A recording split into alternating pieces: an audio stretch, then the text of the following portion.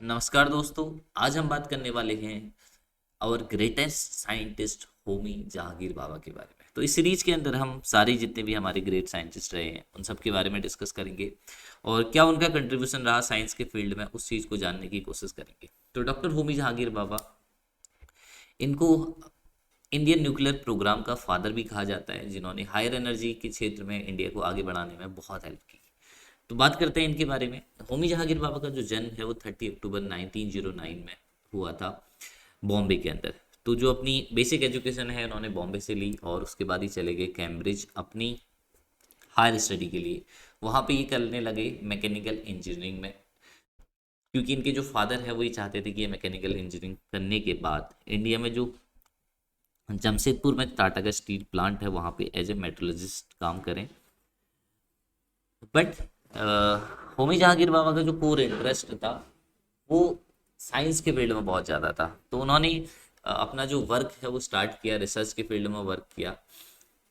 तो बेसिकली होमी जहांगीर बाबा को जो अवार्ड मिले हैं उसके अंदर कुछ फेमस अवार्ड है, एडम्स प्राइज, पद्म भूषण इनको इंडिया में मिला, और he also nominated for the Nobel prize. तो in January 1933 Homi Jahangir Bhabha receive his doctorate in nuclear physics after publishing his first scientific paper, the absorption of cosmic radiation। जो इनका पहला scientific paper था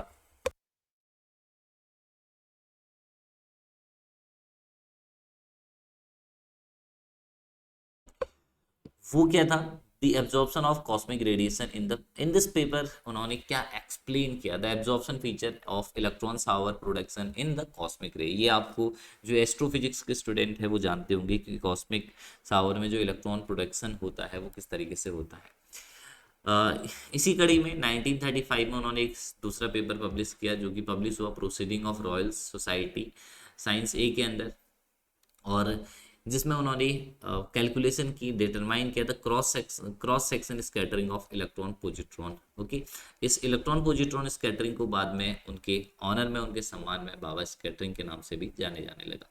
तो इसी तरीके से वो अपनी जो अर्ली स्टेज है रिसर्च की उसमें वर्क करने लगे कैम्ब्रिज में। और बट 1939 में जैसा कि आपको पता है कि वर्ल्ड वॉर 2 स्टार्ट हुआ, तो होमी जहांगीर बाबा ने ये तय किया कि वो अब इंडिया लौटेंगे और वहीं रहेंगे। तो इन्होंने इंडिया में आके वर्क करना स्टार्ट किया Indian institute of science Bengaluru में, जो कि उस वक्त पे हेड कर रहे थे डॉक्टर CB रमन। तो उनके अंडर ये वर्क करने लगे।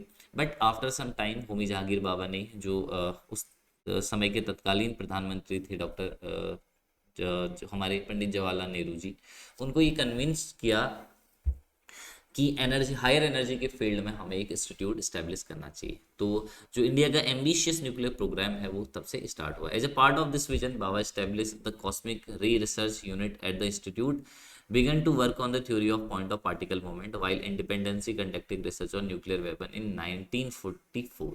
In 1945 he established the Tata Institute Fundamental Research in Bombay, जो कि टाटा ग्रुप की हेल्प से इस्टेब्लिश किया गया, and the atomic energy commission इन 1948 जिसके वो चेयरमैन भी रहे।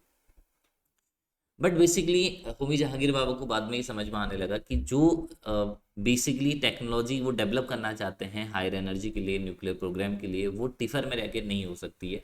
तो उन्होंने गवर्नमेंट को एक प्रपोजल दिया, लिखा कि हमें एक न्यू लेबोरेटरी स्टैब्लिश करना चाहिए जो कि केवल और केवल हायर एनर्जी की ही फील्ड में डेडिकेटली वर्क कर रही।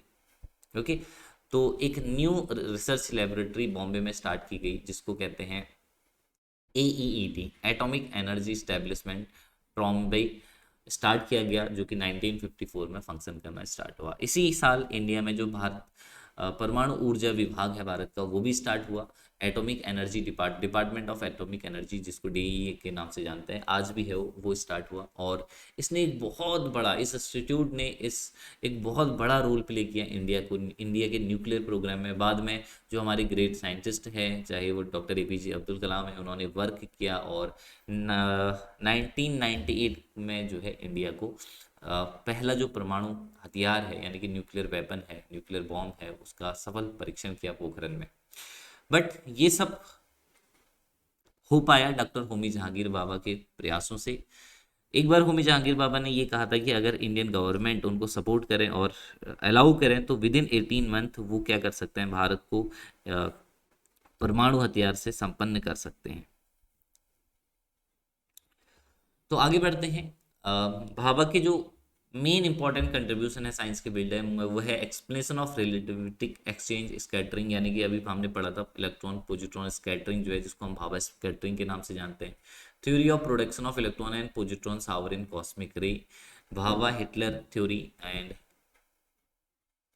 उसके उसके साथ ही साथ उन्होंने युकावा पार्टिकल जो होते हैं related to his suggestion of the name meson, Yukawa ने जो म्यूसॉन पार्टिकल की खोज की थी उस फील्ड में भी वर्क किया also, and the prediction of relativistic time dilation effect in the decay of meson. तो ये सारी जो कंट्रीब्यूशन है वर्ड साइंस के अंदर होमी जहांगीर बाबा के हैं, जो कि बहुत इंपॉर्टेंट कंट्रीब्यूशन है। आज के दिन में हम जो कॉस्मिक रेडिएशन के बारे में इतने सही तरीके से पढ़ पा रहे हैं, हायर एनर्जी के फील्ड में आज इतना वर्क हो पा रहा है, उसकी कहीं ना कहीं नींव डॉक्टर होमी जहांगीर बाबा ने रखी थी। बट अनफॉर्चुनेटली 1966 में 24 जनवरी 1966 में वो जनेवा जा रहे थे एक कॉन्फ्रेंस को अटेंड करने में, तो उनका जो प्लेन है एयर इंडिया का प्लेन 101 जो है क्रैश हो गया माउंटेन के अराउंड। बट बहुत सारे लोग ये कहते हैं कि इसमें जो अमेरिकन एजेंसी है CIA उसका बहुत बड़ा रोल है। बाद में CIA के एक ऑफिसर ने ये भी माना था कि उन्होंने जो एयरक्राफ्ट है उसके कार्गो सेक्शन में एक बॉम्ब रख दिया था, जिस वजह से ये क्रैश हुआ माउंटेन के पास जाके ये प्लेन क्रैश हुआ।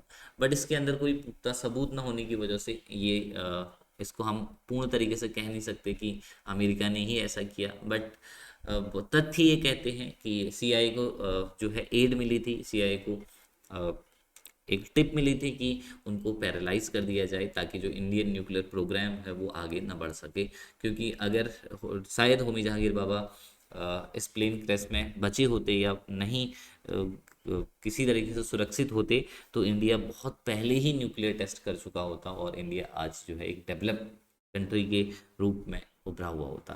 तो ये सीरीज आपको कैसी लगी और ज़रूर बताइए कमेंट सेक्शन में। ध्यान रखें अपना। God bless you all.